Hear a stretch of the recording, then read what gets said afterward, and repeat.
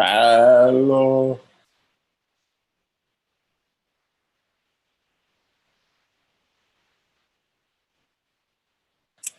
All right, guys. I'm pretty excited. I figured out for the first time how to go live from Zoom. And basically, I think I could go live from my mobile now. So now I can get really annoyed. But hopefully the cool thing is that now anyone who wants to join can join. So I was just today going out on a walk. Maybe I put a, my computer seems to act a little slow. I'm gonna try to close a bunch of windows. Blah, blah, blah, blah, blah, blah, blah. Give me just 1 second. Let's see if it's gonna improve. And yeah, please feel free to write me any text. I still need to verify that this works. So I know it's not super fun to watch somebody like testing something, but the only thing I can tell you is that you can kind of, seems like I'm going live everywhere. I'm online everywhere, but on Facebook. Maybe I just need to refresh that. And actually, this is great. They were fine. Oh, perfect. Okay, great. So it is working here. Somebody like testing something. Okay, this test works great. So the great thing for this live is that this is going to be the most fun live ever, because I'm going to go live also from my mobile. Probably going to turn off the camera here and turn off the mic here. So my computer is just going to help me like stream, and then I'm going to kind of, continue talking while I'm on the go, and anybody can join. So please, if anybody wants to join, write to me on LinkedIn, or maybe even better, I actually shared my links. If you go to vincenzobelpiede.com/live, there is a couple of links of Telegram chat and WhatsApp chat. So I think I'll be going on with that. So now, having said that, let me make the transition to mobile, and let's see how this is going to work. So excited about this. Thanks for the live stream, guys, for fixing it. I'm actually doing this without having even upgraded. I'm not even sure what the upgrading will give me. Looking forward to understand that. So now let me try to think. It's actually not super easy. Basically, in order for me to go live, I need to log in into one of my mobile devices. Like, I'm gonna have two. I'm gonna have both an iPhone and an Android. So I think the title of this live stream is about like testing and learning together more about like live streaming from mobile and live streaming with a lot more people. So the good thing now, I had to upgrade so the way I did it is that I had to upgrade to Zoom. So now I have a Zoom Pro license, which allows me to live stream, and then using Restream. So I think I'm out of StreamYard. It was an okay experience, but wasn't super thrilled, to be honest. But yeah, that's how the wonderful work of SaaS works. Okay, so now I am going to put this on, try to connect it. I'm trying to think which mobile network is going to be the most powerful. Probably to here. And I'll check right now if there's any comments. That's actually one thing about Restream so I'm not seeing any comments anywhere. That's because I didn't go live from their studio. Actually not, I'll check later. I might have to be obnoxious today and send you guys some more notifications that I'm going live twice. But yeah, my ideal scenario is that I still get notifications in one place. I wonder how that would work. Getting so complicated. I mean, this is like, but I love it. I mean, I'm just geeking out like crazy. And I do need to go walk today. I already worked like 10K, 10 kilometers. I'm planning to walk another 10 kilometers. So let me see if I can get this going. Okay. And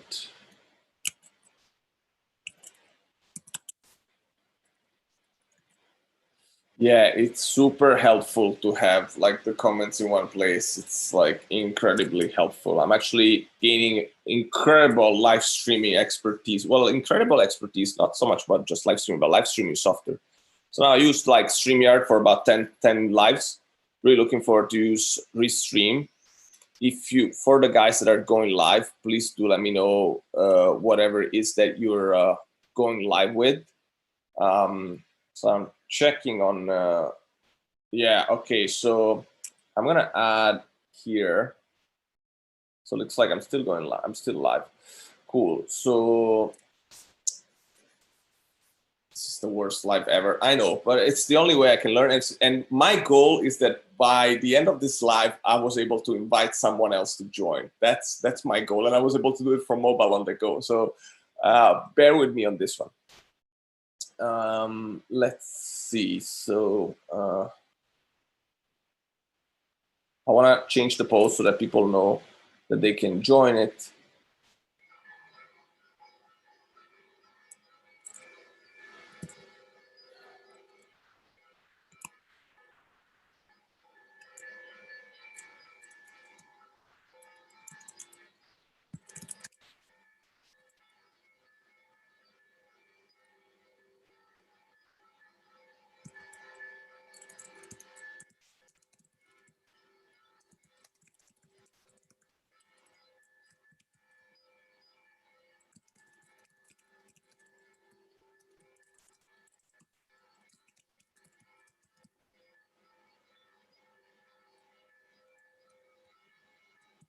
Okay, so I'm just basically updating my LinkedIn Live, saying that I'm testing if I can do a live streaming from mobile. Bear with me. If you want to join the Zoom and live, please text me on blah blah blah. So one other issue is that if I'm away from my computer, I might not be able to stop the live. So there might be like this super long live stream going on. So one way to solve this could be to do like to enable my laptop for like remote control, and so that way I can stop this. So yeah, I know I'm geeking out. I'm geeking out live, but there's no other way for me to learn this unless I do this way. So again, thanks everybody for bearing with me. I think anyways, luckily I'm a person who can like keep going with the blah blah blah. Hopefully, relatively meaningful blah blah. Live streaming has been one of the most amazing things I've done in my, let's say, tech career, tech / little influencer career. By no means I am kind of my goal is to be an influencer. I think I'm better off helping out bigger influencers to be better. But the only way for me, oh yeah, thanks Saud for letting me know how everything is, and if anybody's here and wants to join, yeah, thanks Saud. Well, are you from Saudi Arabia? Flags looks like from there, if I saw it right. So yeah, live streaming has been an amazing experience. Like I said in a video that I shot today, actually, while I was. What do you mean, Saud? I can do it. I don't understand. Thanks for all the comments. By the way, I love comments. Please just comment on LinkedIn, please. Go watch this on LinkedIn. I think I'll keep monitoring LinkedIn the most. I am also live. I think, let me see what this stream says. I am also live on Periscope, on YouTube, and on Twitch. But I do not think that I have any way to kind of monitor that easily. I'll need to learn it. Now what I want to do is that I want to try to switch over to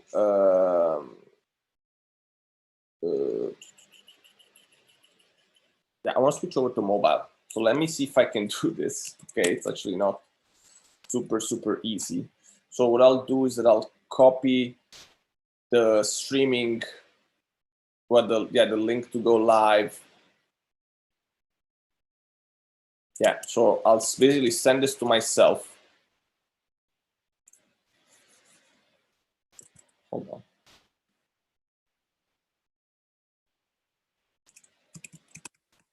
I'm gonna send to myself the link.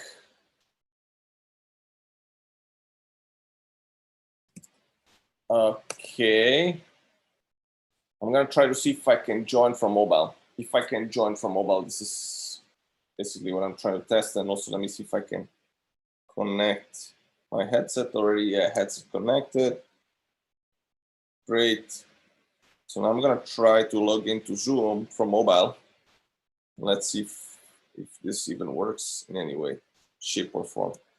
I'm gonna try to.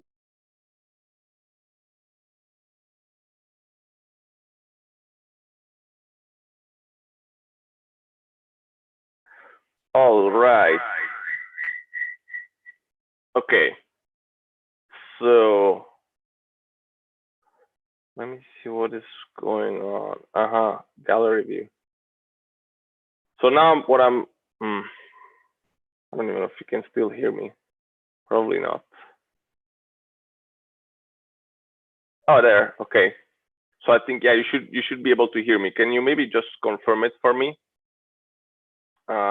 Looks like there's of course a lag here.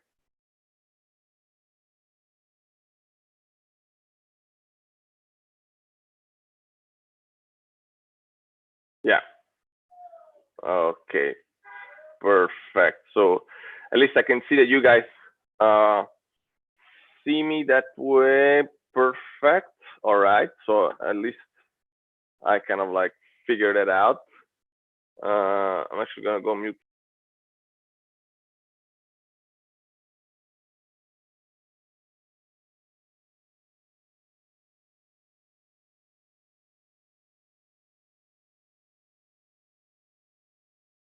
Can you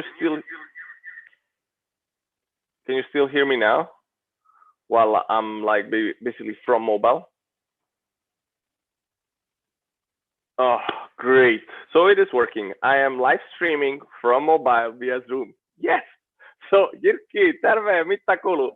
Hey Nina, good to see you here. I would love if any of you guys would like to join, just because like, first of all, we can start making fun, make it a bit more fun. So if any of you, Jirki or Nina, could join the live stream, I'll just send you the Zoom link and then you can join it. Please join the Telegram or WhatsApp group. Perfect, Nina. So just text me. You don't hear me anymore?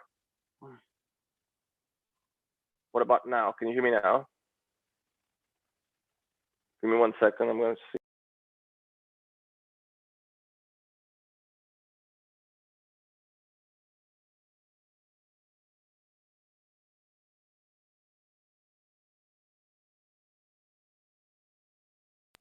You can hear me now. So okay, as long please double check that you can hear me. So if anyone can, perfect. If you can join this live, that would be fun. Terve, terve, Jirki. Terve just means hello in Finnish. Oh God, how can I hide this? Okay, hide non-video participants. Perfect. This is always working out better and better. So if any of you can join, please join the WhatsApp or Telegram group, and then just write me something there, and then I'll send you privately the link to join this live. So again, I'm super geeking out here, and I know it's terrible. I'm doing it this on a live, but it's the only way to learn. Yeah. So the only way that the echo came in because I was just testing between my. Okay, good. I only see myself now. That's great. Once again, what the other thing I need to test is to see if like any of you can join. So just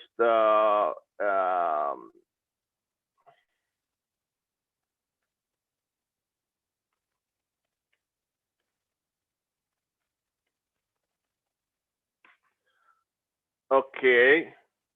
Actually, would be great.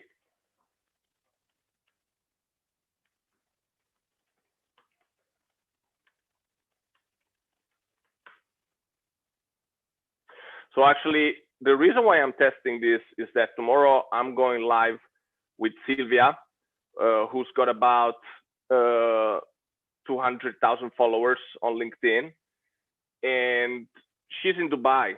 So there's actually, we might have issues with StreamYard. So that's why we're testing out this setup with Zoom so that she can join. So actually, let me send it to her. Perfect.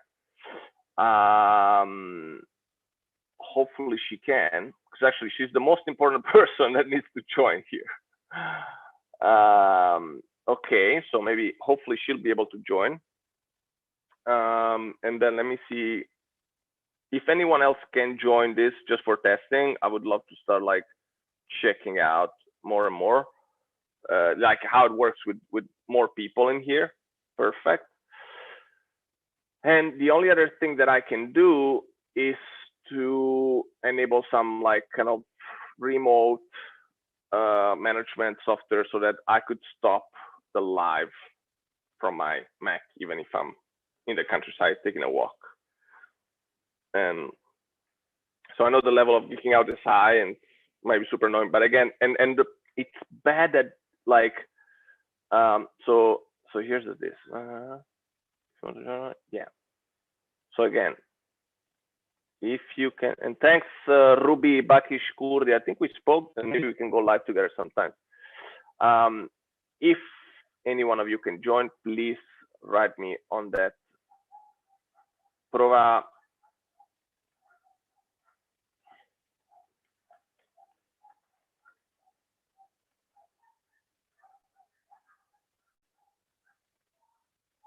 Sì, ma non.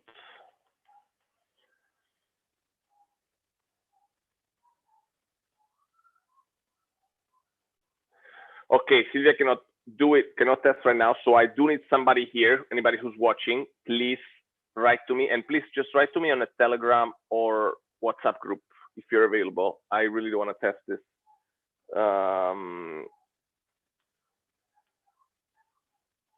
So yeah, okay. Okay, yeah, help me test multiple people on a live stream by texting me here. So I can send you the Zoom link. Let me see. Yirki, great. So I'll text you. Oh, actually, it's going to be really great to go live with Yirki. Yirki is a super, super nice and smart and an old friend from back from the Nokia times.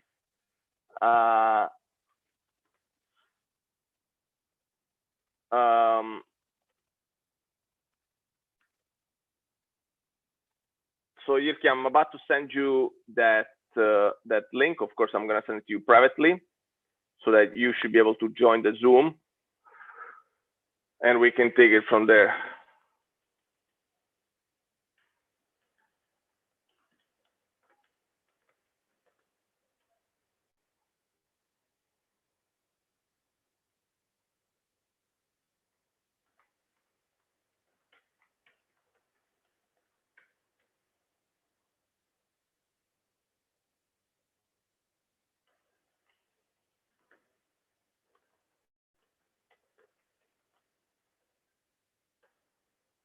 Okay, so Yirki, I shared a link with you. Hopefully you are able to join. Hopefully I don't need to admit or anything. Let me just double check.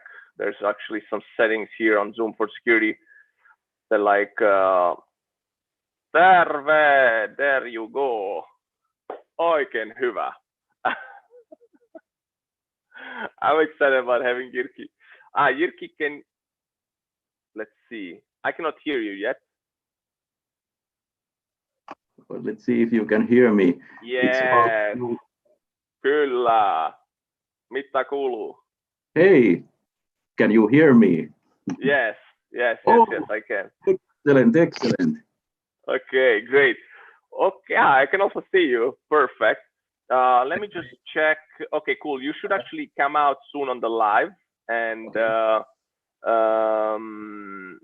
That's cool. Actually, I could also leave like the speaker view. So try to speak, and maybe you should come out. Okay, excellent. I mute this LinkedIn channel, and I'm now here in Zoom. Yeah, so you're in Zoom, but straight from Zoom, you're actually going on my LinkedIn. So like whoever are those people watching us on LinkedIn, actually also my YouTube and my Twitch and my Periscope is just going live on different streams. So everything is public here. So don't give me your credit card details, okay? Excellent. But Hey, Jyrki, I was just testing, but to be honest, happy to continue the live. What I've been doing, I'll tell you what's been happening with live streams and so on, is that I've been basically, first of all, just wanted to test live streaming, right, as a service, and just wanted to know more about it. But then I've used it as a way to network with people. I've done all my live streams are now with people that I didn't know, so it was a great way to network. And I basically organized my LinkedIn network by looking at the most followed, my followers with most followers, so my most influential followers. But in this case, it's a great way to connect with people I already know from a long time. We go way back. We go like about 10 years ago or something, where we're both in Nokia or something like that. Where did we meet? In China or Oulu? I met so many people in Nokia, I now forget. Oh, we first saw in Mexico City. Oh wow! I'm like, I don't even remember this. Remind me, like, please tell everyone about you, who you are, and then also remind me of how we met. Although I know you well now, because we met in many places then. Yeah, exactly. So yeah. So I remember it was back let me see now. It's very good question. I don't even remember anymore what was the very first time. I think what I really remember was the San Diego time. So there we were working side by side. So and it was quite funny when we realized that, okay, we have another language in common, which is Spanish. So and you see my San Diego hat, so it's a perfect time for oh, excellent. Yeah, it's San Diego. What's San Diego? San Diego, as they say. Yeah. So talk more. Tell us more about you. What I knew you were doing, like you were with Mikko working on the technology side, right? Technology planning and stuff. Mikko Jaakkola, another good Finnish friend. Exactly. But, yeah. What else? Tell us more about you and so on. Oh, very short history. So I have been working in telecom industry since '94. First in Finland, so with Telecom Finland, which is now Telia company. Then I went to Spain to work for 3G greenfield startup company, which was called Xpera. Nowadays it is called Yoigo, which is still existing there. So I'm happy to see that our work resulted real business there.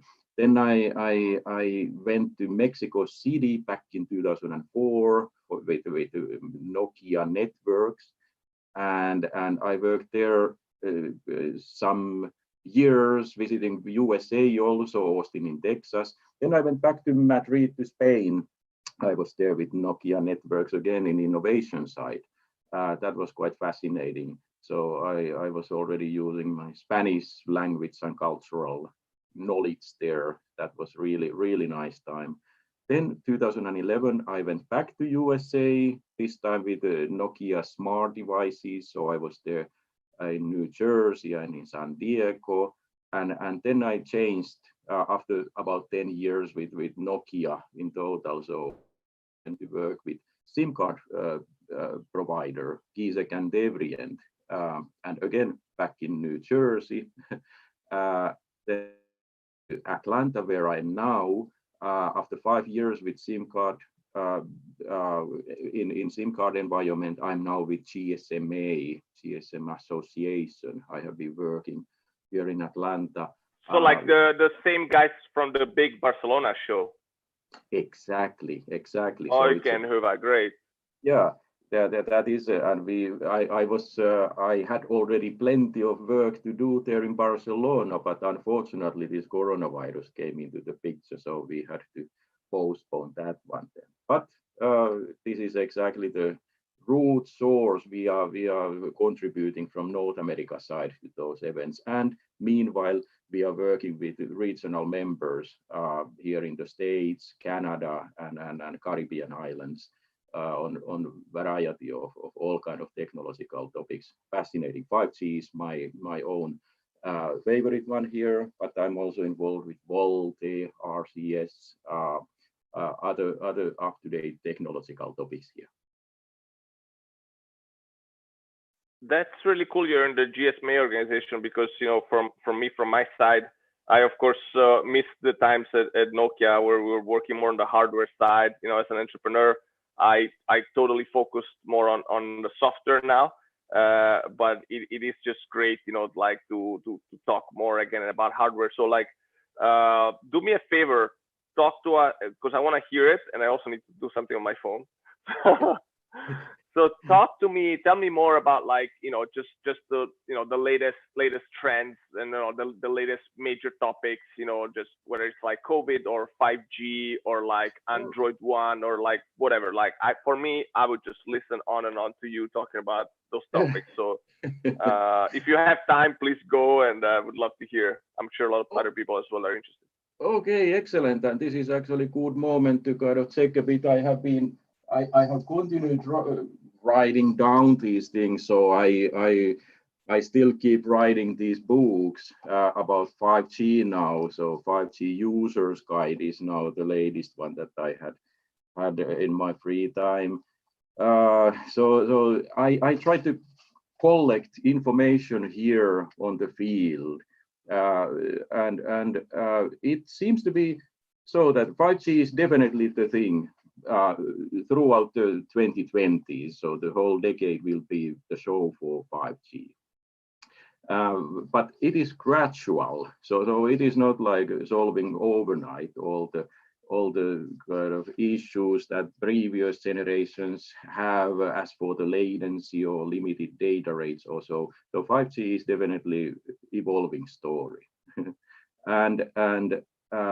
But it is very logical one, and that is how it has been designed. So the first phase, 3GPP release 15, is the one that we have now on the field. In fragmented places, the coverage area is not yet quite so significant, but nevertheless, the industry is really going for that. So there is a huge work there to be done, and for operators to offer 5G services. So there are different points here. 5G, what is 5G basically? So the definition of 5G is important to know. So it's not only about faster data rates, it's about many different aspects that make 5G really justified to be called as new generation, like virtualized network architectures and all the benefits that it brings as for the capacity, the lower latency, the differentiation of services for different verticals. That is, I think, one of the key here. So instead of network providing uniform service level for all the users, so 5G can distinguish between different users, verticals, user types. So be consumers via one type of vertical basically. So the benefit for us is the faster data rates, the evolved mobile broadband, which theoretically speaking could be up to 20 gigabits per second in downlink or receiving the contents. But in theory, it will be much less in typical cases, but nevertheless, it will be much more than LTE or 4G networks can provide us. The latency also, it will be really much less, down to 1 millisecond, perhaps in the very best cases. But we have to understand that there are these realities also in order to kind of provide those most advanced performance levels as for latency, data rates, reliability. We are talking about 5 nines, meaning 99.999% of the time the service should be up and running. So that is really dramatically. But about that, I have a point to make and a question, like, and actually something that worries me, and a proposal, everything in one, in one. So many of these people who we say they have got their diploma or master degree on Facebook or YouTube, so people who didn't got their degrees are saying all this stuff about 5G is bad, 5G is bad. I mean, I think a couple of questions. First of all, can we talk about 5G health concerns? I'm sure I'm kind of pro tech, and I believe I'm sure there's nothing too crazy than anything that already exists, but you can confirm that. And number two, what in terms of reliability, do you think we're going to have issues with these people like in the UK that are destroying the antennas? Because at least I can tell you, from Italy, there's more and more people in this idiotic group, sorry about the bad word, that are writing all this stuff. And I'm kind of concerned because, it definitely brings us backwards. So I'm I just saw Nokia releasing their first 5G devices. I can't wait to try it. I'm actually holding on to buy an iPhone to make sure I will have a 5G device. So it's yeah, so is 5G bad? And then if people that believe 5G is bad are going to destroy 5G antennas, do you think those are issues? Now I'll go back on mute so you can talk. Yeah, okay. Yeah, this is really important aspect and topic, and it is logical that people are worried about all kind of new technologies. I have seen myself this throughout my career. I started before I got the master thesis done, so I already had worked on first generation telecommunications or mobile communications from '87, and at that time, I already realized that the very first generation already raised these questions. Is it bad for you? I remember even those companies or small startups selling the protection type of covers for NMT phones in order to protect people. And it has been repeating every decade. So first generation, second generation, they tend to have this pattern. So every 10 years or so, we have new generation. The second generation came about 1991 in Finland. They launched the very first GSM network back in '91. And again, the same health concerns. Then 2000, 2002, we had 3G, and again, the same type of health concern. So it seems to be a repeating pattern until people realize that, okay, we don't see those health issues in practice. So it has been the case before. And now 5G, what is 5G that makes it so different then again compared to the previous generations that raises again these worries? So is it the frequency ranges? So we definitely will have higher frequencies there, upper bands. It will go up to the millimeter waves, 30 gigahertz up to 50 or even 60 gigahertz. So is that something to be worried about? Well, we have seen many telecommunications wireless systems already for decades on that frequency range. So all type of satellite systems and global. By the way, Jyrki, sorry I stopped you, but this is so important. And by the way, I'm so excited to talk to you again. My love for Finland and Nokia, and my thankfulness, for guys, but by the way, do you speak only Spanish, or do you also speak some Italian? Because I think we would make the video of the year recording an actual proper Finnish nice guy who nicely explains all the stuff. But we should definitely do it in Spanish, but we might need to do it in Italian as well. Yeah. It's Italian, I don't manage Italian, but Spanish is definitely, me gusta muchísimo español, así después de tanto tiempo. Okay, un día vamos a hacer ese video en español. Okay, let's get back to English just because I try to keep English all the time since it's the lingua franca. But no, thanks a lot for all of that, and it makes sense. But and basically you answered my concerns about the health issues, concerns. What about? I feel in terms of the safety and security of 5G antennas, we are in a different circumstance right now, because with COVID, there is a lot more people out of job. There's a lot more people that are mad. So there's a lot more of those issues. So this is my feeling a bit that if I were the GSMA association, I would start with promotional marketing materials with experts, which can be ranging from guys looking like you to guys looking like me to ladies of different kind of all sorts of different people that go and say, hey, like guys, really, like don't do this, this is bad. Like if you break a 5G antenna, you're like people like Vincenzo can be in their own region, like doing their own work, and like they're trying to do something good, and like you can't even, you're not allowing them to do it. I mean, forget about me, but like a lot of entrepreneurs that that are starting their businesses online, you destroy so much of that potential, right? So like what can we do? What do you think we can do on that? Like any thoughts from your side? Yeah, it definitely is something that it's so understandable that people are worried about new technologies. So it needs to be kind of respected, and we have our own personal worries about our health. The health is really important for us. So we want to make sure that there is nothing kind of things that we wouldn't understand. So we need definitely education. We need more information, more understandable information.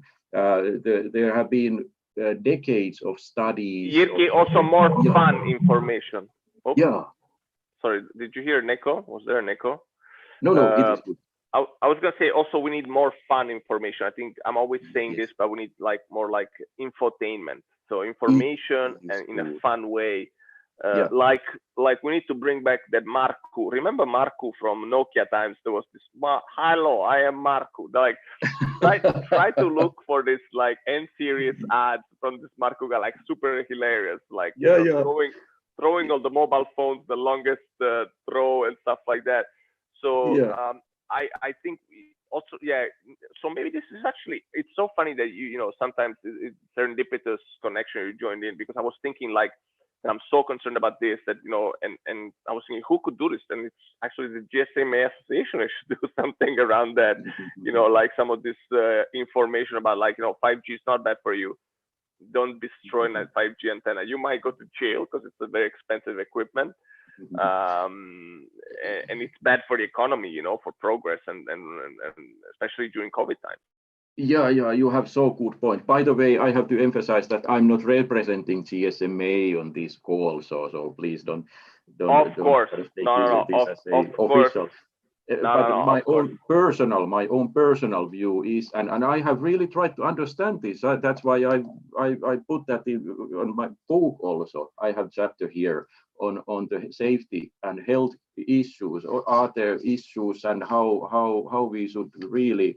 What is the understandable explanation of this? So all these scientific studies that have been made and recommendations of the kind of the core expert entities that have been done thousands of studies on the subject, high quality studies. Then unfortunately we see also all kind of almost belief-based type of information, which have been almost disguised as scientific studies, which are of low quality. So that makes the thing very confusing. What to believe to start with? So who is the one who dictates then? Who has the final word? So this is so confusing and so complex and complicated topic that it's only logical that people get confused and they kind of make their own assessment and try to justify then somehow the mixing all kind of conspiracy theories there but in the very worst case, it's basically only about the communication, but then in the worst case, some people really take it so seriously that they start burning down the telecommunication towers and damaging infrastructure. So instead of 5G, serving as a very essential capacity link for the ones who really need and rely on communications in these troubling times. So these people, they make this unrational reasoning and take the law of their own hands and damage the telecommunication infrastructure. That is the worrying part. So how to tackle that one instead of kind of how would I say, trying to convince via these real studies. So perhaps we need much more understandable way of doing this. So complex issues and topics. So it's hard to express those scientific kind of studies in understandable words. There are intentions to do that, but it seems to be still so that some people simply have fixated their minds on something that is happening behind the curtains and people trying to damage others and hiding that kind of information, which doesn't really make any sense based on all the information we have so far. And really, if these telecommunications and wireless networks would really damage people, so we would see this global trend like cancer figures increasing over decades since the very first mobile communication networks were deployed, and comparing that to the previous decades. But we don't see that pattern. So where are all these problems then if people are so worried about those? So that requires some kind of really understandable, simplest way of explaining what's going on here. So I don't have easy answer to that one. How to make this happen? No, then. that was great. That was great. Yeah, we need communication, definitely, and open communication, transparent, and easy to understand communication. So let's switch maybe to some any other topics aside from 5G, which is super discussed. I know if it's Wi-Fi 6, by the way, is something that you guys also handle, or it's not really a technology that you follow, because it's so amazing how, I'll tell you one thing, right? I mean, I'm still a geek. I love hardware and stuff. But the moment you leave a company like Nokia, my knowledge of hardware has gone like almost to zero. So I heard about Wi-Fi 6 from a friend of mine who told me, don't get the new MacBook Pro. Wi-Fi 6 is not there. I'm like, what is Wi-Fi 6? It's like, I think, again, one of the issues, and we're going to the same topic. One of the biggest issues that associations similar to GSMA, should really make really easy to understand stuff like, what is 5G, what is Wi-Fi 6, and like, because it's so hard to keep track of all these technologies, right? So I don't know if that's a good topic, if that's something you guys also handle and stuff. It is good topic, and sometimes I have heard questions. What about 5G? Does it become obsolete because we have Wi-Fi 6 in any case?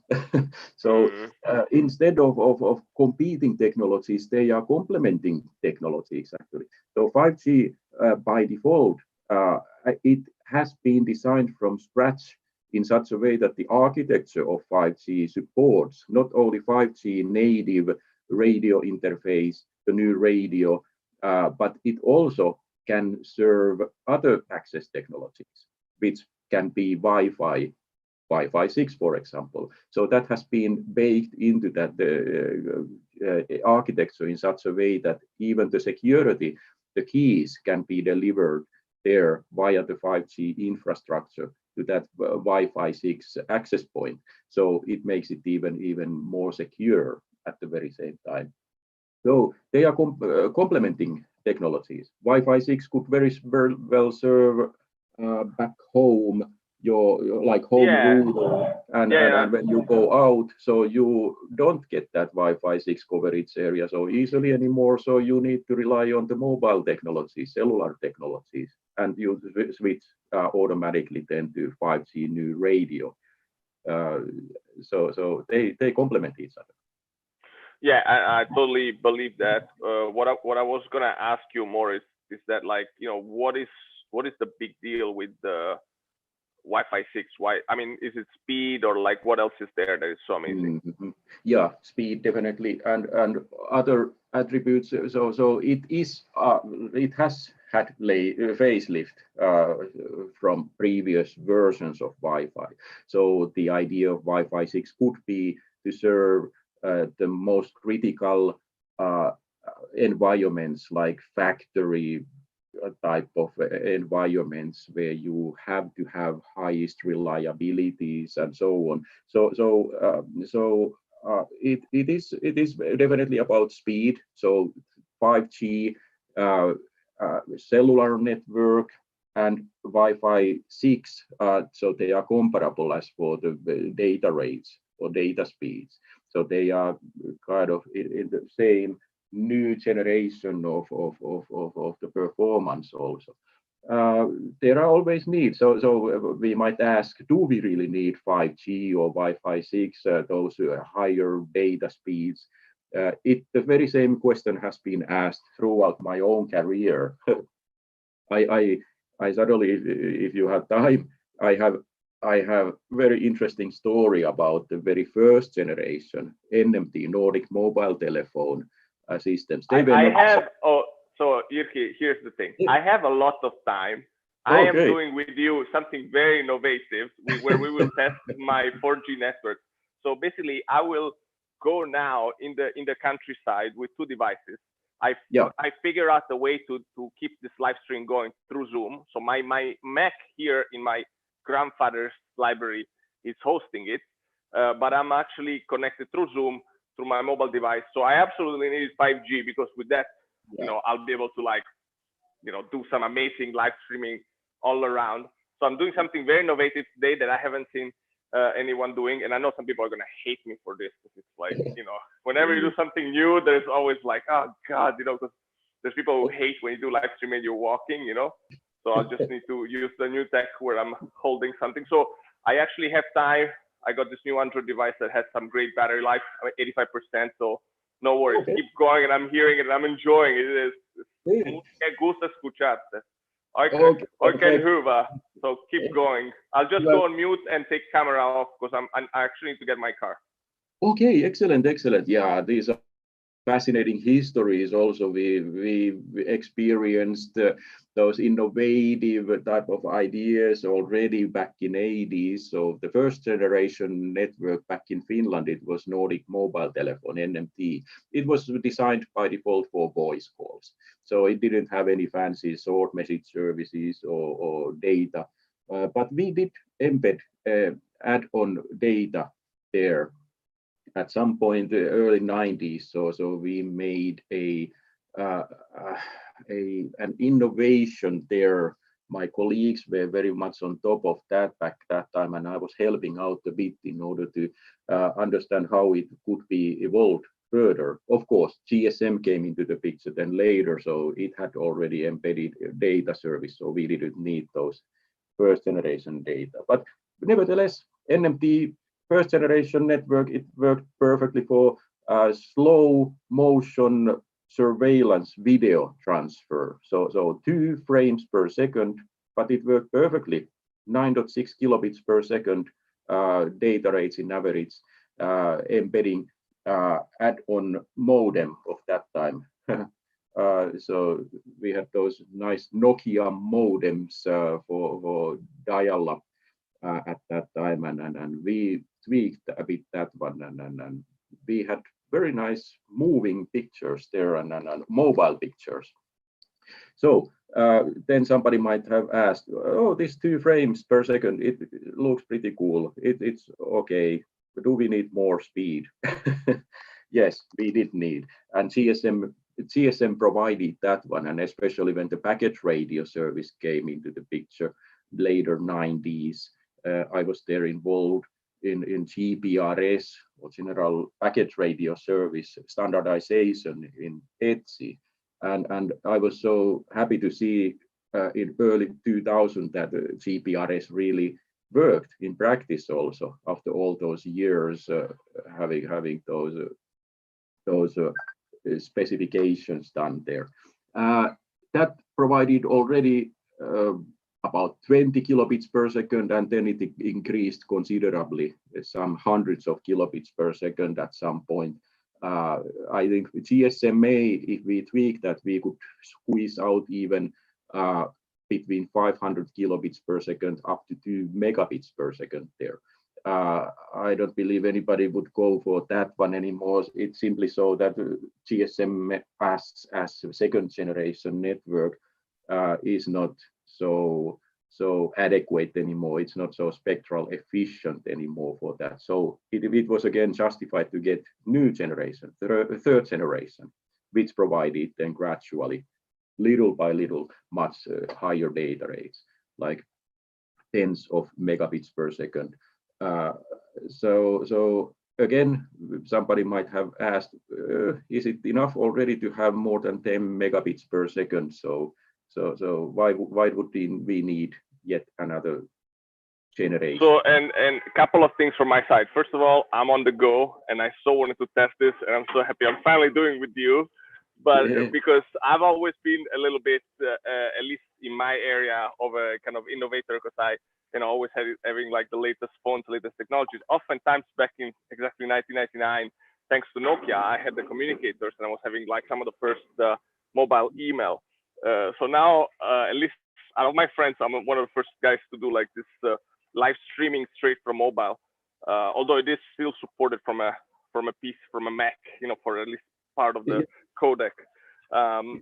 So I might totally drop because there might be issues. So just bear with me and bear with the 4G and lack of 5G networks yet.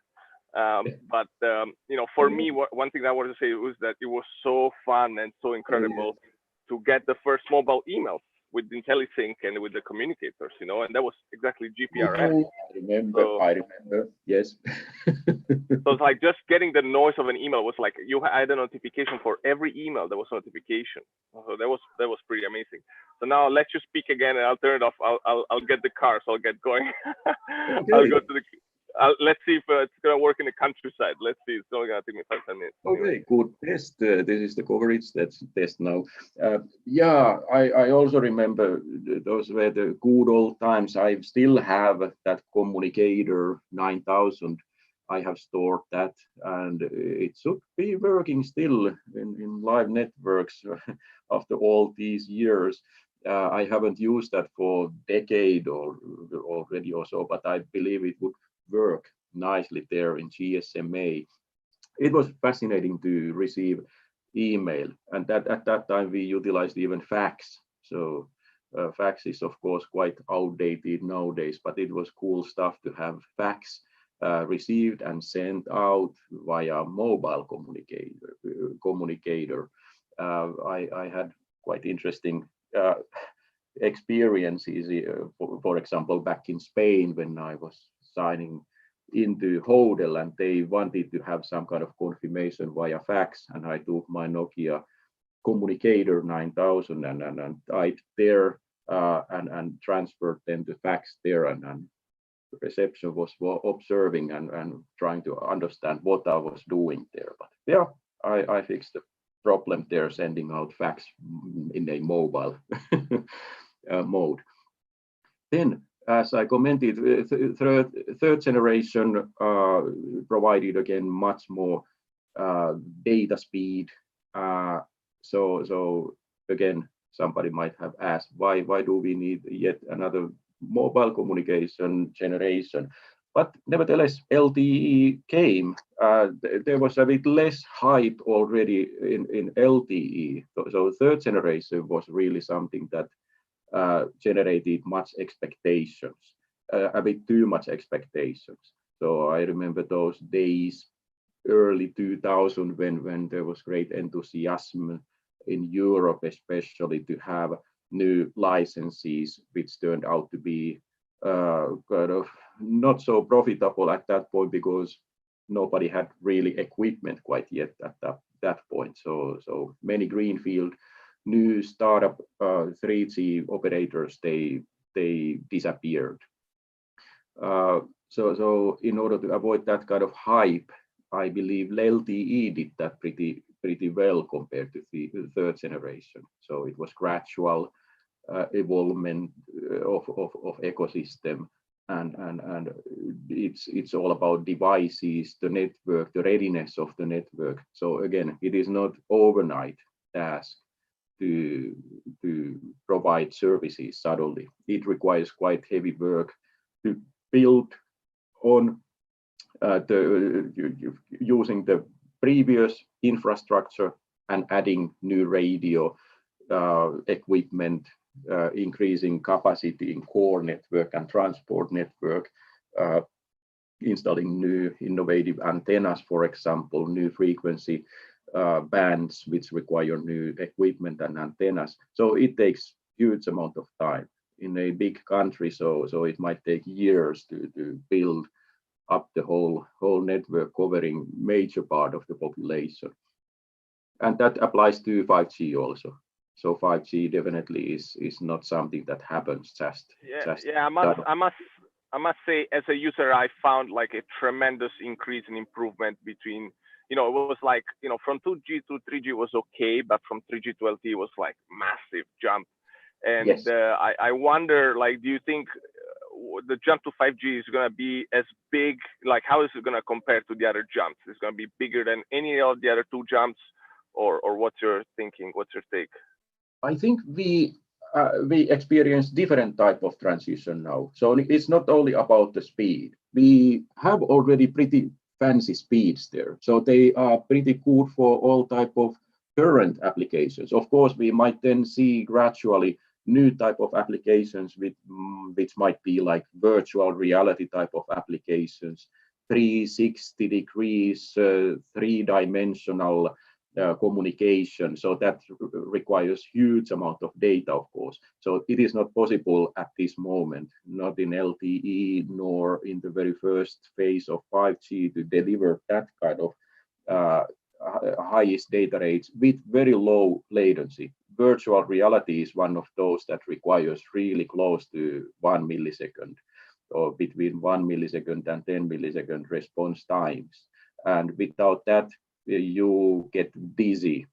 You cannot use that virtual reality application so easily or fluently before we get that highest grade of performance there. So 5G could tackle that kind of. Although, Jyrki, just my quick take on VR and so on. I mean, my take is that I'm exposed to too much technology right now. And by the way, for the people wondering, like, I mean, I'm driving, so that's why I'm not putting video. Otherwise, the video would be like a mess. Oh, but that's me. That's me at Nokia house, because they're seeing my me looking like Matrix. That's me at Nokia house back in 2007 when I first joined. So it's a perfect profile picture for talking with Jyrki, my friend from Nokia times.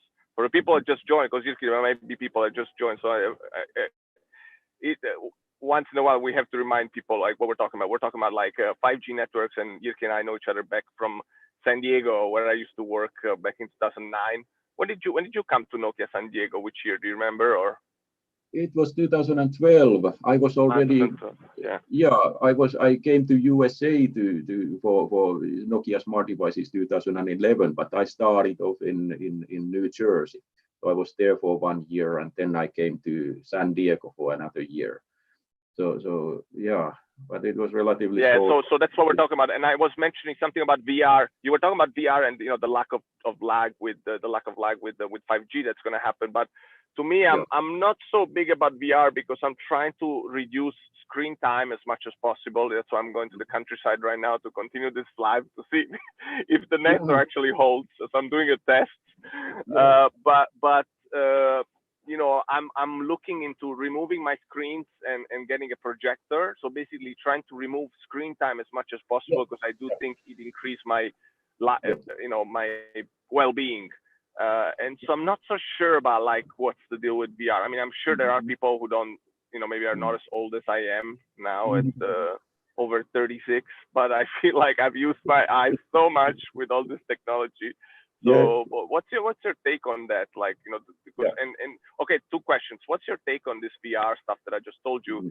And then what else aside from VR are, other use cases for 5G? And of course, live streaming is going to be one of them, and I'm excited about it. But, VR and other use cases. Let's hear it from you. Yes, I have been wondering the same. So I don't believe that we will all start using virtual reality anytime soon, if ever. We will have very different type of user equipment, smart devices with the traditional form factors, but enhancing those so the displays will be fancier and nicer and foldable and so on. But then we will have virtual reality applications also in very specific environments. So one of those could be simply maintenance and learning. So learning, for example, how to assemble airplane.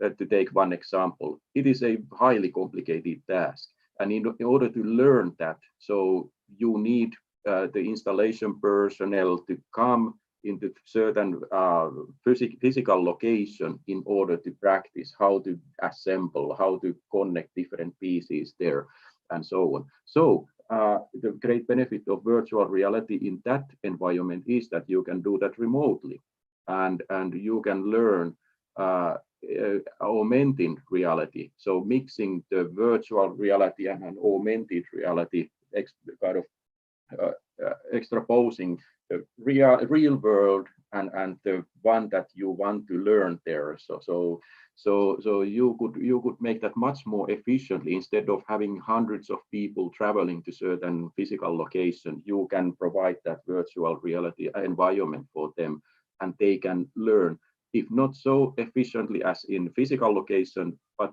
it is comparable. So you can have great benefits there. I believe there will be many of that kind of environments that benefit greatly from that. By the way, Jyrki, here's the update. I'm in the countryside. I'm starting to walk, so I still hear loud and clear, so that's good. But, excellent. How does the video look? Does it look choppy or it looks okay? It looks good. Okay. And I think Zoom is doing something good here, like being a layer in between optimizing the streams. Because I think if we were going directly to the different live stream solutions, any kind of lower data rate would completely kill the live stream. But in this case, it's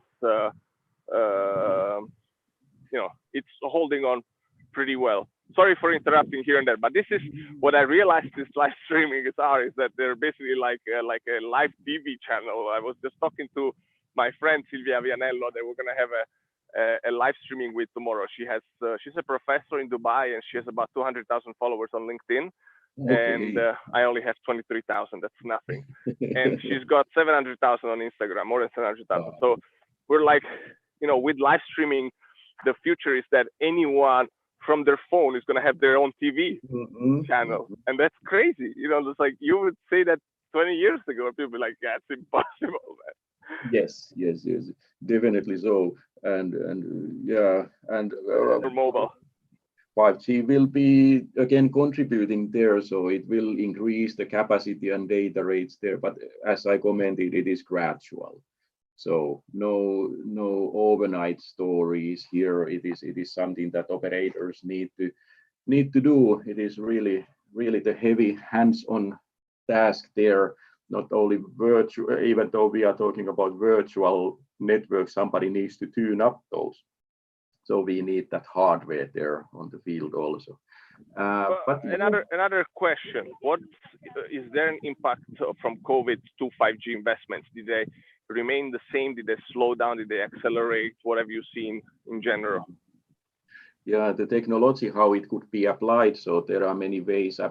Technologies and wireless technologies can be applied there. So it's a matter of innovating and not only thinking about those, but putting those in practice. Like the simple ideas, but seems to be functional.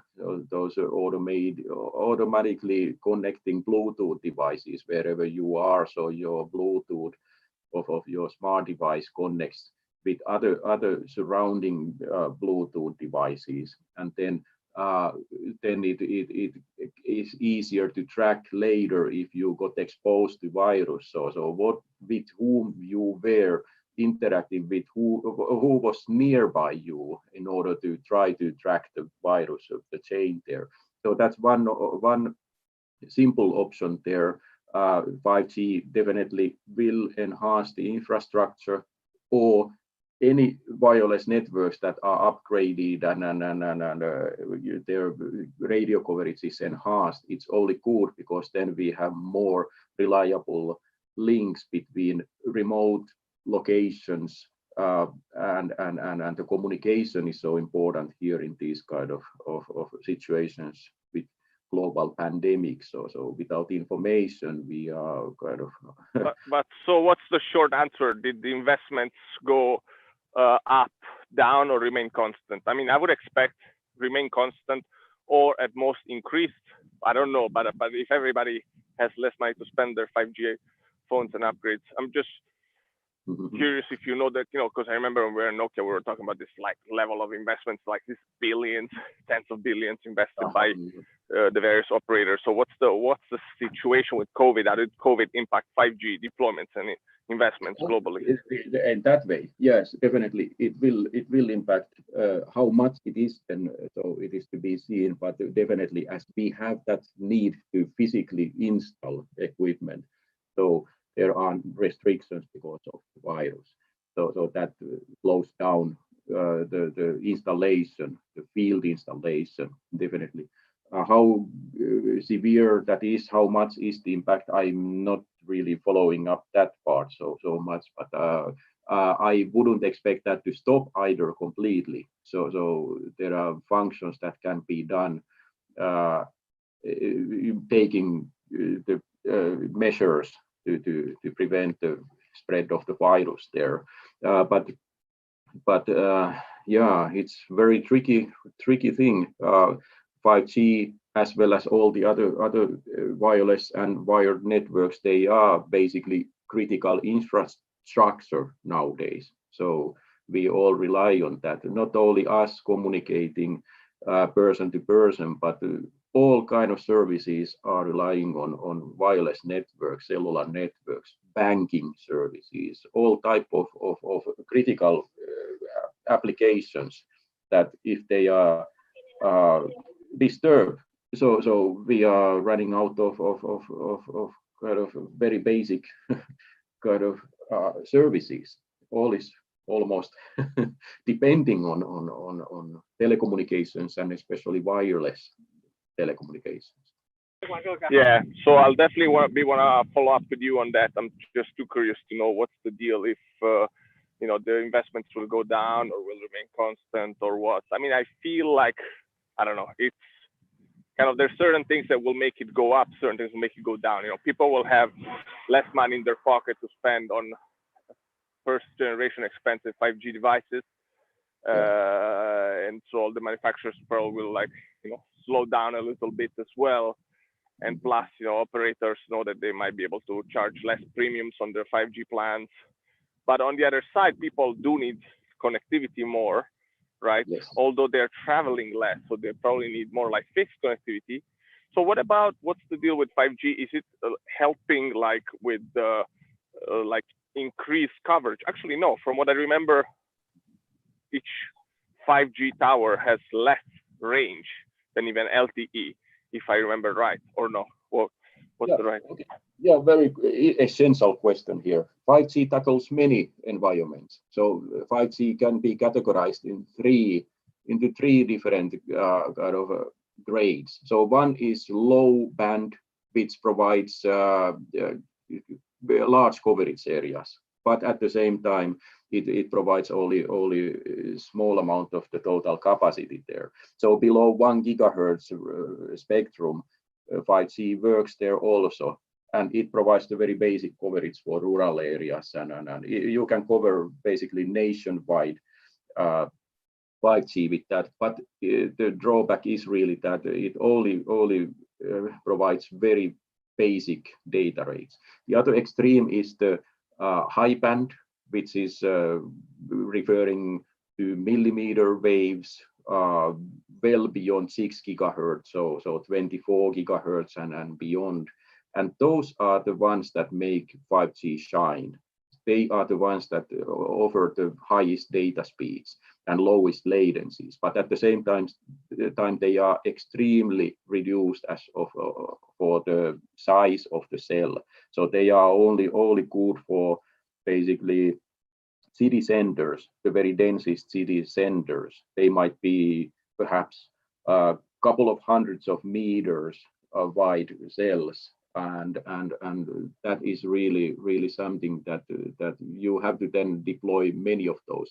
They are extremely low power cells also, so well below 1 watt, so they are in range of 200 milliwatts or 20 milliwatts, so they are comparable with Wi-Fi hotspots basically. So you need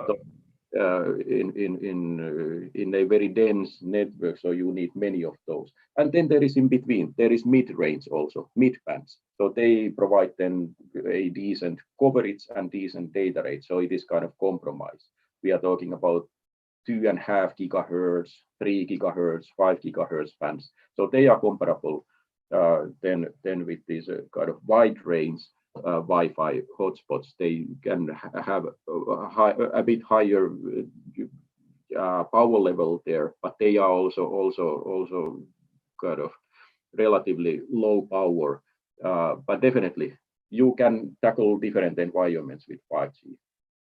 Okay, so basically, there's different ranges, and there's not just one range. And yeah, you can have the shorter range with higher, I guess, power and capabilities. Yeah. And but if is there any kind of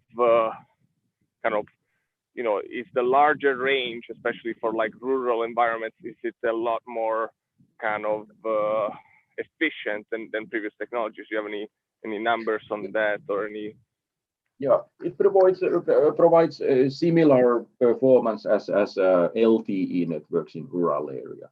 So, but the benefit there is that 5G can tackle more kind of efficiently IoT, Internet of Things type of environment. So it can provide that massive IoT mode there. So you might visualize then huge sensor networks in certain areas, rural environment where you have some well, I don't know, winery, which is relying on much more sensors than before, and 5G could tackle that kind of environment. So 5G in the very highest level requirements set by International Telecommunications Union or ITU, they have mode for massive IoT, which requires 1 million support for 1 million 5G sensors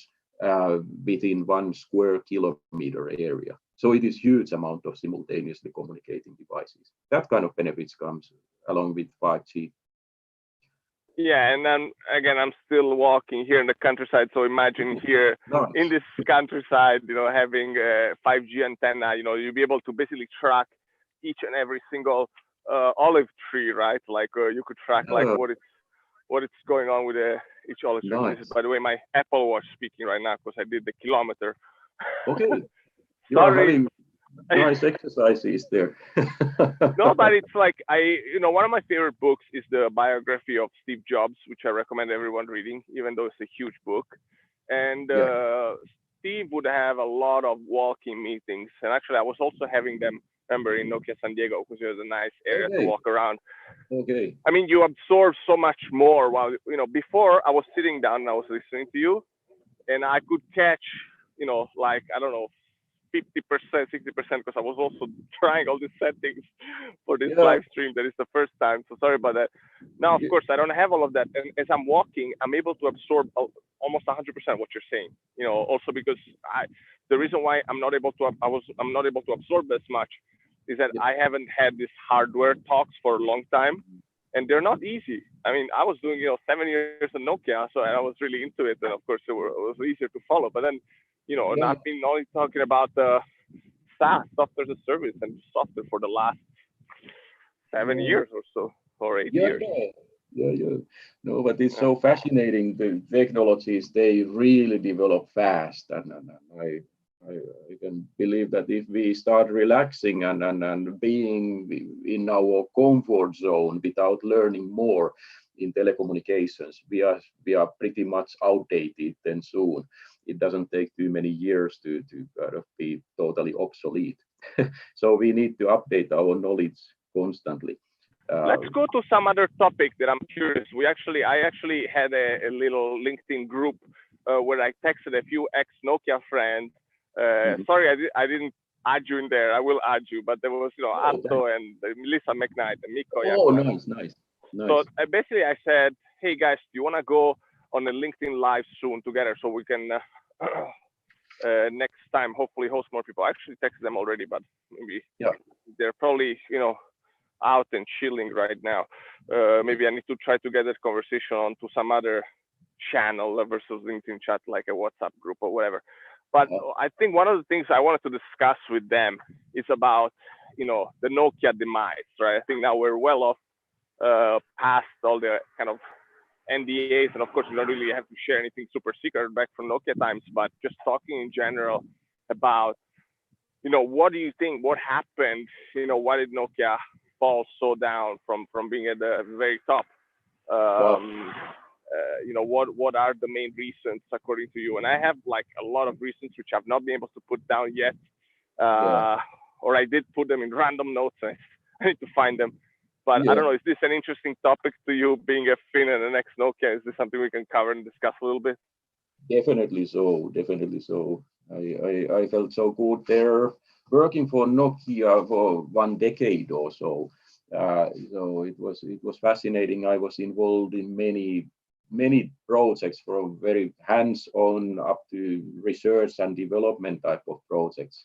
Some of the highlights there were Mexico City mobile television pilot.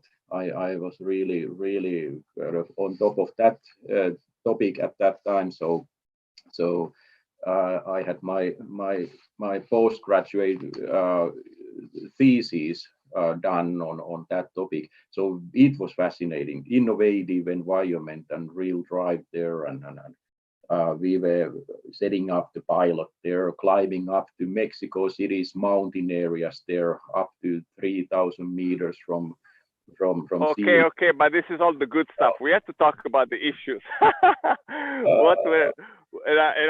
have plenty of good stories. Like I will say a couple of things about Nokia. Is that like Nokia was my dream company big time before I was graduating from university. I downloaded the whole Nokia website, started looking at all these PDFs and printed out 300 pages of PDF to learn like things like what is HSTPA. And I went on purpose to finish my master at Helsinki School of Economics, Kauppakorkeakoulu, and now called Aalto University, because I wanted to work at Nokia so much. I applied to 3 jobs. I got all 3 jobs, worked at Nokia 7 years. So for me, it was like my dream company. And I wanted to end up in California, and I did.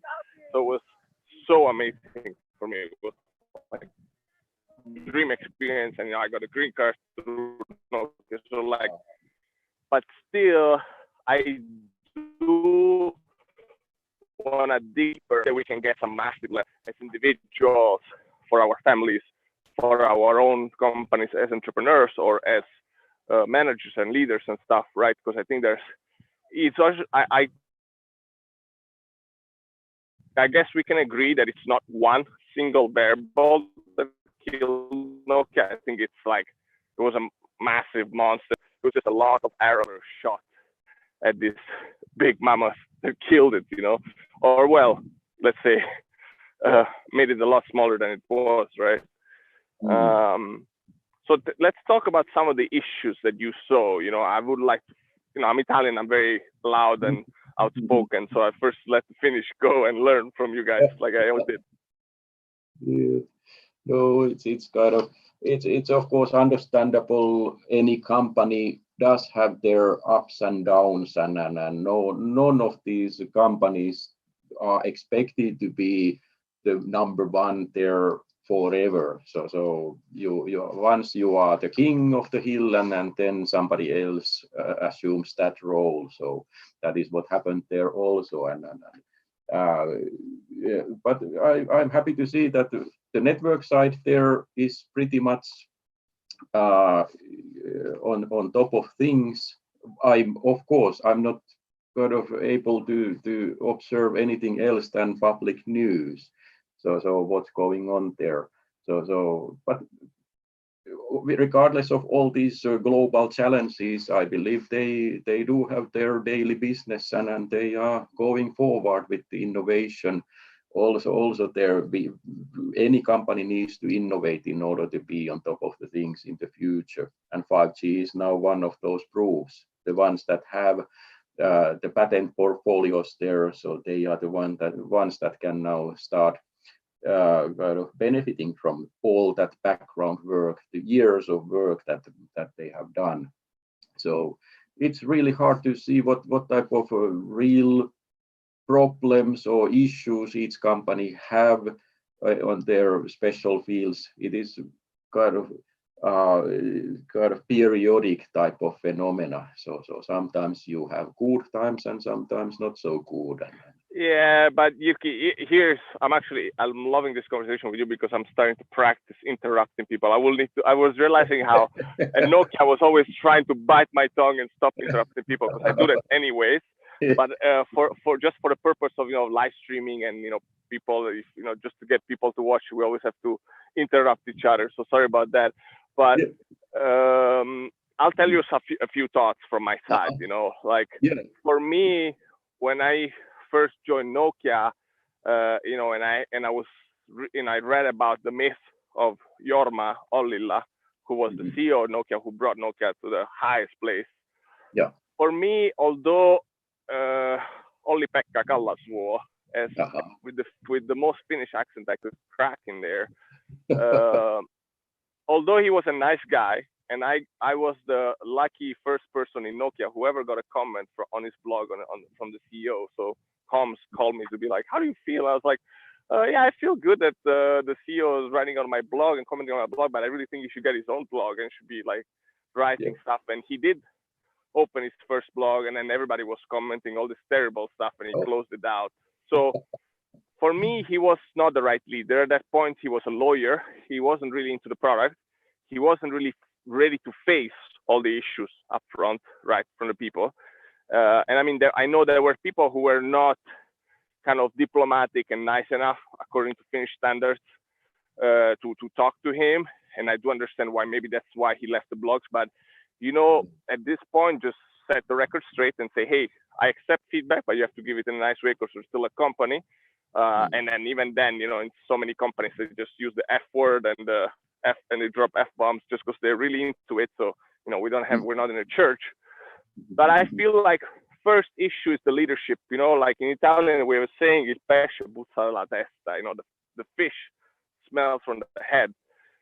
And I think Jorma was such an amazing guy. He placed this like one of his own men. Didn't think about placing somebody more innovative, and younger. Like, to be honest, I know his son, Jaakko Ollila. I just texted him a few days ago about one of the last tasks we launched, share.com. He's going to give me my feedback soon, so I'll have to tag him here on this. And he would have been better, or even Marco Attisari would have been better, like younger. Even with, I would have preferred some younger guys with a bit of nepotism versus kind of an older guy, because aside from Olli-Pekka, there were a lot of other AVPs, without mentioning names now, because it's okay to mention CEO. He was, anyways, they always can have a grab responsibility. But I remember, and I wrote about this on a LinkedIn post recently, how, one of the EVPs in one of our meetings in Vegas was not understanding the importance of QWERTY keyboards. And he was like, oh, T9 works fine for me. I'm like, but this is not what works fine for you. It's what works for everyone. It's not about you. It's about innovation. And so there were just like major gaps in terms of communication, in terms of product understanding, in terms of age. I had a blog that was called The Digital Native, right? And the whole point was internal blog in Nokia.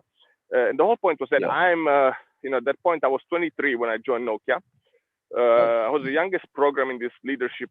I was the youngest guy in this leadership program of like the 11 or 12 people from all over the world that joined and relocated every 6 months around the world. And we did meet with a bunch of like EVPs on our first week, executive vice presidents and stuff. So we were like, we were exposed directly to a bunch of top Nokia people straight from the first few days we joined the company. But for me, that was the number one issue, and I met a bunch of incredible Finnish leaders, but at that point there were still too many Finns. When Elop came, I was happy he came at first, and later I was not. It was like not young enough, not on product enough, not international enough. So that was my first big issue. I don't know if you agree, disagree, and then if you have any other issues to bring. But I would say that's my number one to start. But I have a few more for sure. Yeah. It's really a matter of adjusting the mindset and following the stream. So it's so easy for big companies to get into their commodity zone. So they see that they have earned billions, and that is the way it has been done. So it's so easy for the big guys to go for the mode where they say it has always been done like this, so why to change? That is the most dangerous comment of all the comments that we can hear within businesses and outside of businesses. Why to change? Because this has worked before. So I guess there was a bit that kind of mentality based on what I have understood outside as an outsider, seeing what is the reason why things have been developing like that. So first the number one, and then not anymore so number one. So that mindset to keep the mind fresh. So it's that famous Kodak mode. So why would Kodak have done anything more than those analog good old cameras that had worked for 100 years or so? But digital mode came regardless of those comments of Kodak. So they were soon out of the business. So there might be something like that.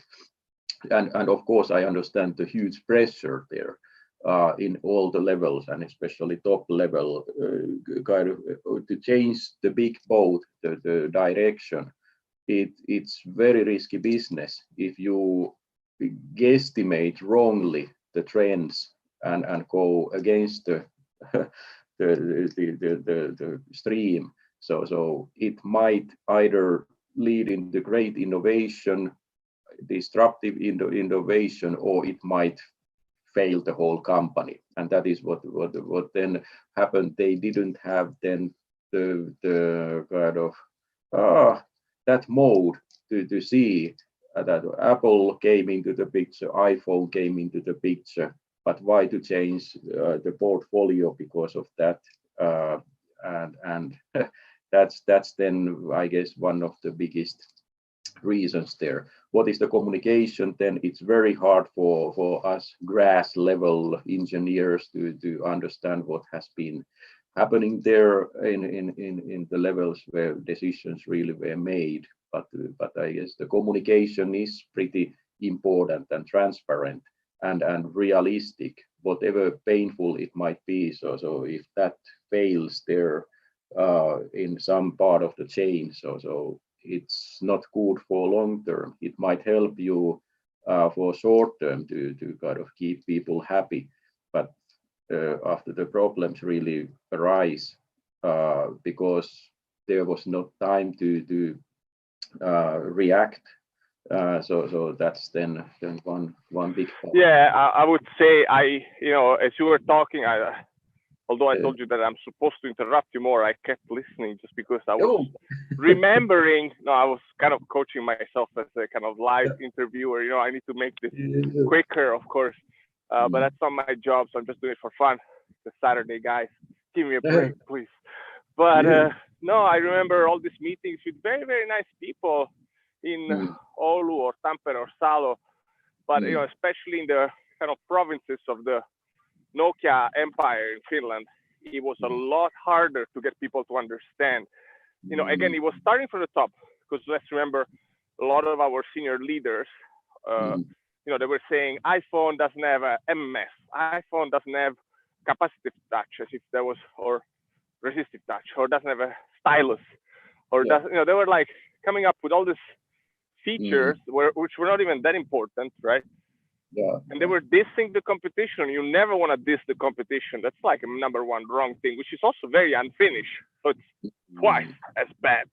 Because Finns, for people who don't know, Finnish people, Finland, one of the best countries in the world. The best countries in the world. Only 5 million people, but incredible. Once COVID is over, go visit. They're some of the nicest, kindest, most educated, most respectful people in the world.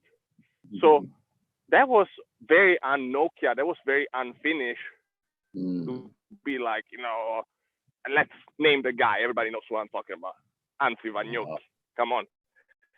He was always like dissing everyone in the competition.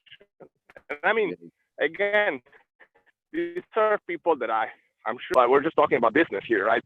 That's everybody makes mistakes. We're all humans, and it's also fun to be competitive. But just beat it with facts.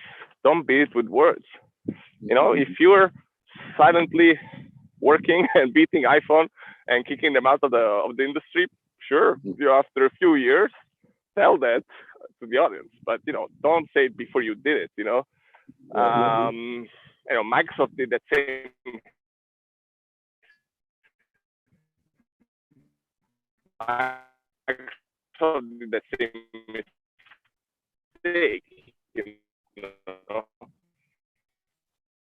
think it was Steve Ballmer who raced and Windows Phone stayed in there.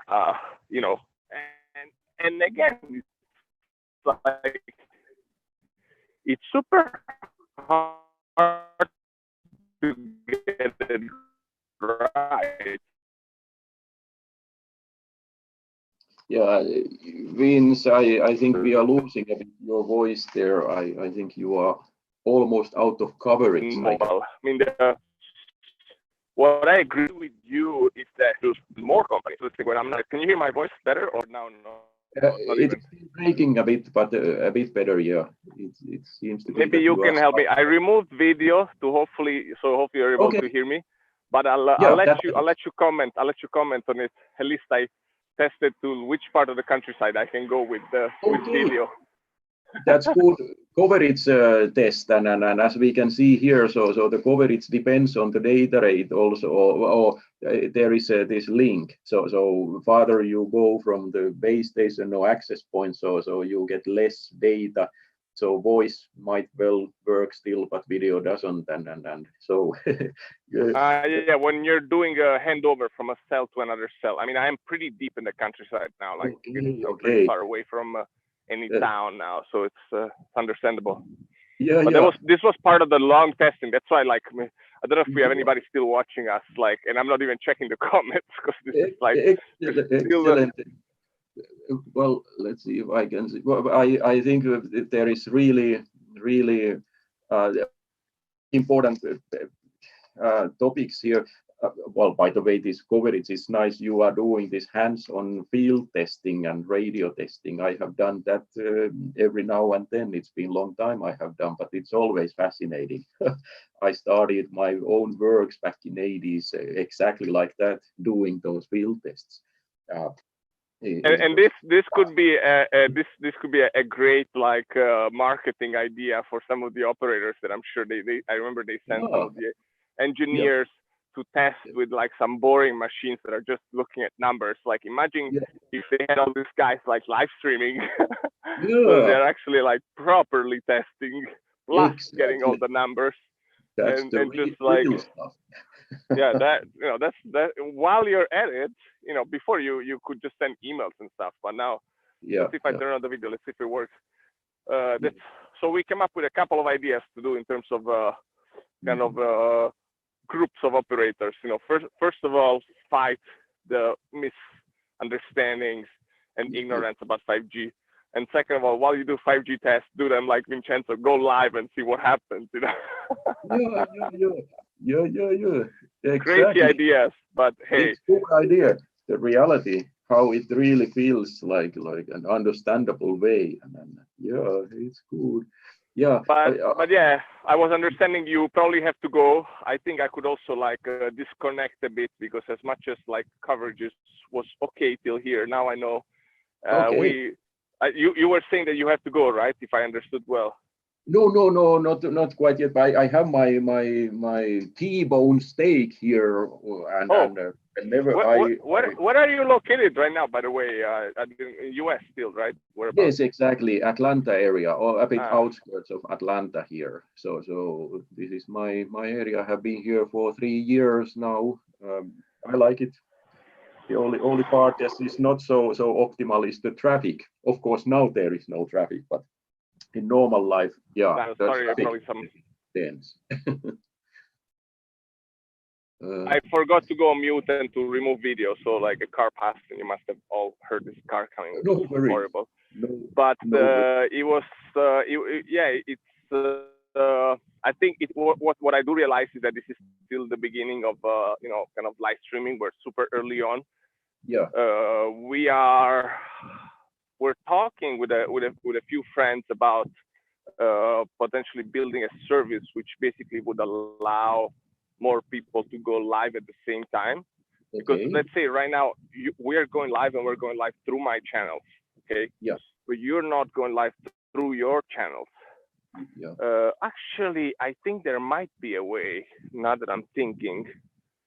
So I could send you, well, and we can, yes, maybe we can finally do this tomorrow.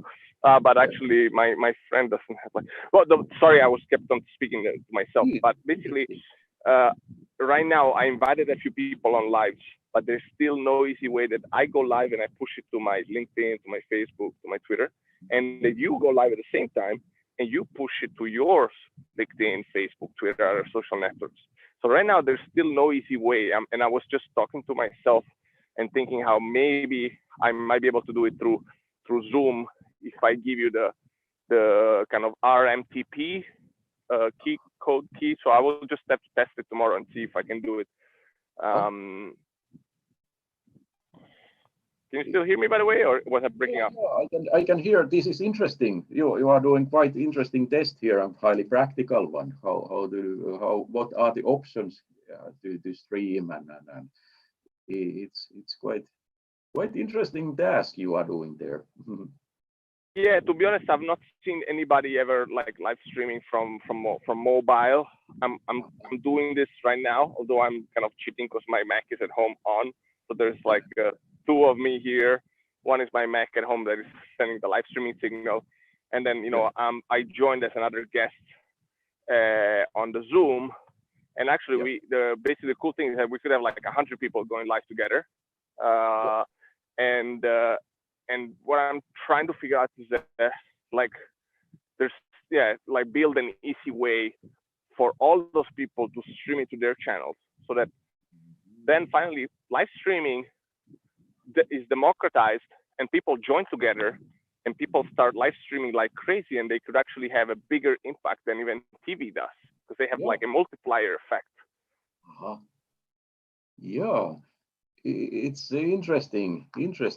Yeah, let's see how these tests and options will go, but definitely it would make life much more interesting and dynamic. Yeah, because I feel that for me it was super nice to, and this is the other thing I said today on a little video that I did. I don't know what you think about it. Let's talk a little bit about live streaming. Yeah. Is that whenever I'm live streaming, I am much more focused on the conversation than when I'm just doing a one-on-one call. And this is why I really like live streaming. Yeah.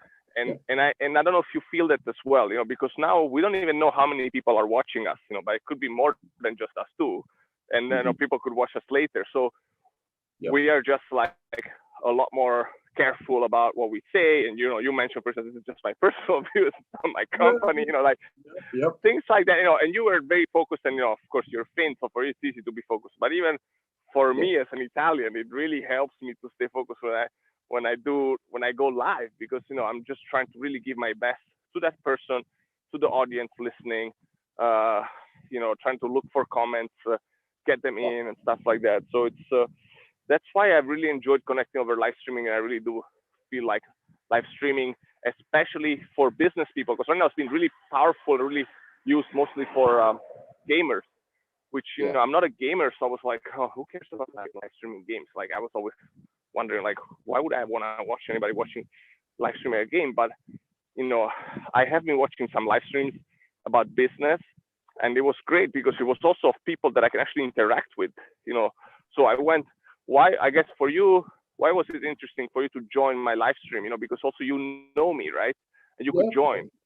Definitely. So it made the whole difference, right? You watch TV, you're passive, you cannot join, you don't know them. That's a huge difference. It is. This new era might be blurring a bit this, so you don't have any more so much barriers perhaps, and you can even contact famous people and just start talking like just normal people do. but there is this certain type of barrier there, so it's not the same to contact old friend than completely new person. But and I've been kind of in touch with quite a bunch of influencers that have between 100,000 to even 2.3 million followers, helping them out on some of the technology parts. And it's like, whenever you work with an influencer, you're like, I only have 23,000 people. I'm doing this for fun, for learning, for connecting with my network. So I don't have the whole. But when you're dealing with like millions of people that you could kind of expand to, it's a much different feeling and so on. By the way, this is my Apple Watch speaking. I did 3 kilometers. So at least just like that, without thinking. That's good. So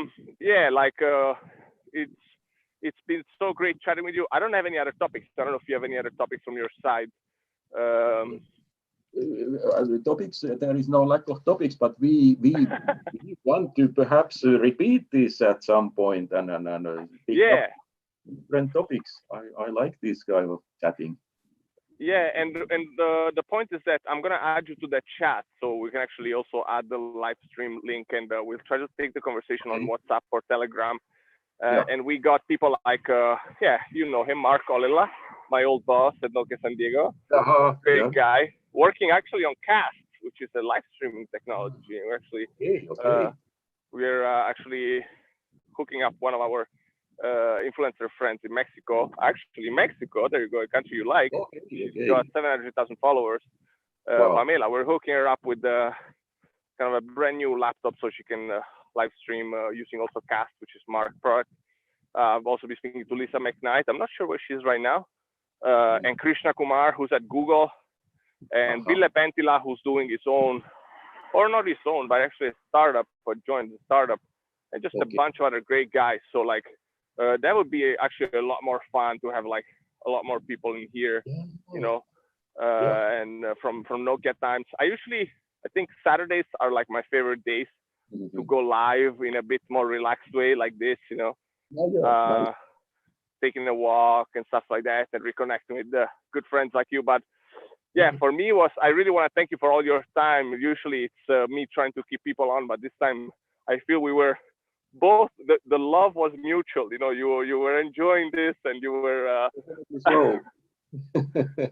yeah, so I'm always afraid to try to keep people here too much, you know, like be a bit clingy, but I feel the love was mutual, and it was great to reconnect here. And hopefully we, you know, I'm sure you taught a lot of stuff to a lot of other people who can watch this again and learn more about all that we spoke about, the 5G, the you know, the different telecommunication technologies and the different hardware, and yeah, looking forward. Is there any kind of I guess we'll ask everyone to follow you on social media, Jyrki Penttinen. We'll have to leave a comment in the live streaming. I'll probably like rename the live streaming saying, you know, I basically live streamed the whole time with you, and then maybe to follow GSMA Global, what is GSMA standing? GSM, GSM Association, and GSM was the original name for Global System for Mobile Communications, the second which generation. was the 2G, which was the first 2G. Yeah, exactly. No. But it is kind of covering all the generations nowadays in this sense. So it is kind of nice name, Global Communication in any case, whatever is the generation there. I guess including the sixth generation, but we will get them during the next decade, the 2030 or so. and how many people work at GSMA, by the way? GSMA, the global number is somewhere perhaps 900 or less than 1,000.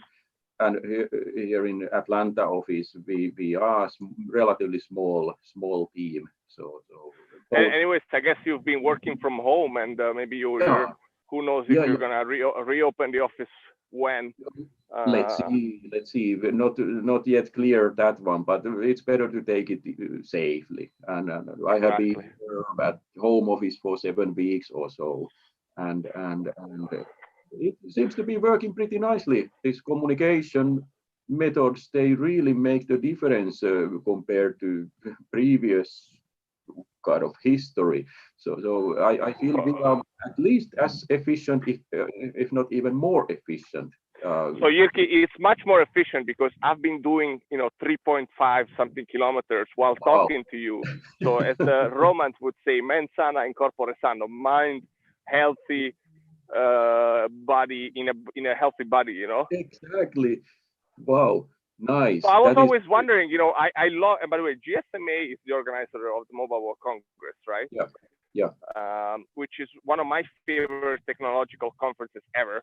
I was actually looking into flights for Barcelona, then the whole COVID stuff started ramping up, so I said, I forget it. I saw like HMD guys and Nokia guys canceling and everybody else canceling, like, okay, forget it. But it's one of my favorite shows, even if I'm not in the hardware space anymore. I did go there a few years ago when I got back to Europe from US. It's been amazing. So guys, you definitely should follow the GSMA. And I look forward to see hopefully more online content or live streaming from GSMA. So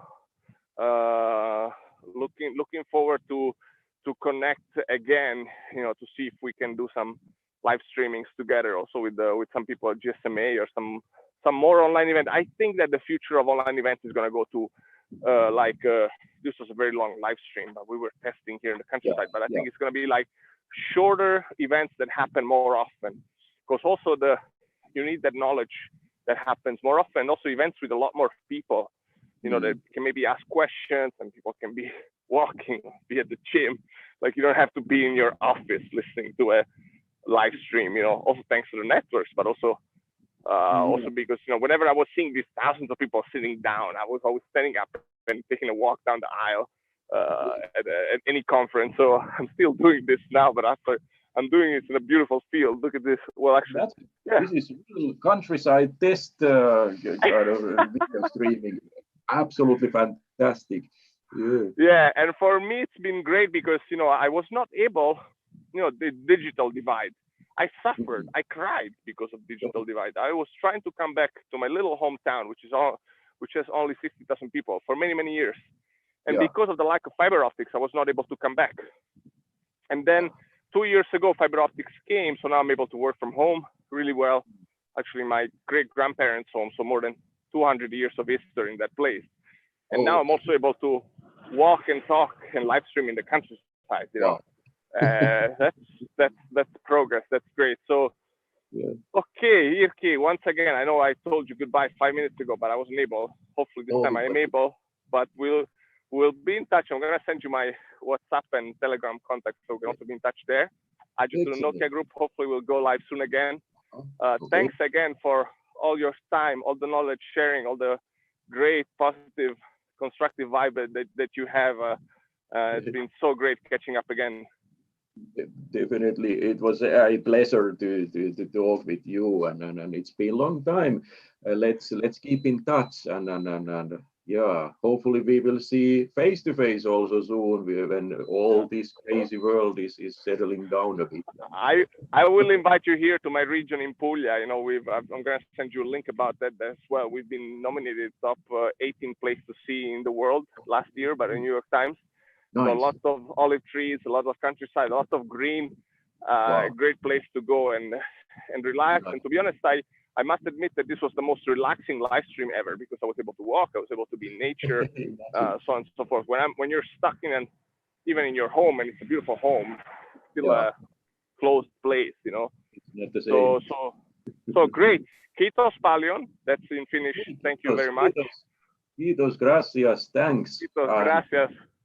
And actually now that's quite funny. I need to open up my other phone, and to stop the live, I need to log into my kind of remote desktop and cancel the session from my Mac. So that, just to tell you about the plumbings of how this thing needs to work.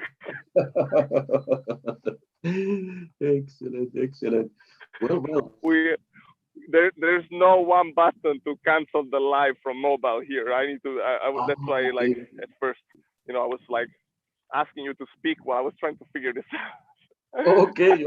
No, but these are real world experiences, and they might even get some new ideas on how things might. Yeah, be. I will definitely ask like the Zoom guys if you know they're gonna add any way for me to stop a live streaming session from mobile. I'm pretty sure no one or like very few people have done that yet. So it's obviously something quite new. But yeah. So yeah, I'm trying to log in right now. Let's see if I'm gonna be able to make it. This is interesting. Final test. It's like, it's so funny. Like, so here's logging into my Mac from my iPhone. Okay. Nice. It's pretty crazy. Like, I've never done this before. This is like a first time for me. I'm really gonna ask the Zoom and Restream guys if they have seen this kind of use case already, or if it's I'm just the first crazy guy doing this. Okay, so I am in my Mac, so I am able to now stop the live streaming from Zoom. So I need to stop the live streaming from Zoom. So yeah, I have it here. So Jyrki, last true goodbye now. Moi kiitos paljon. Ciao guys, thank you so much. This was really great to chat with you, and let's be in touch soon again. Yes. Kiitos, samoin for sure. Definitely do it. Ciao.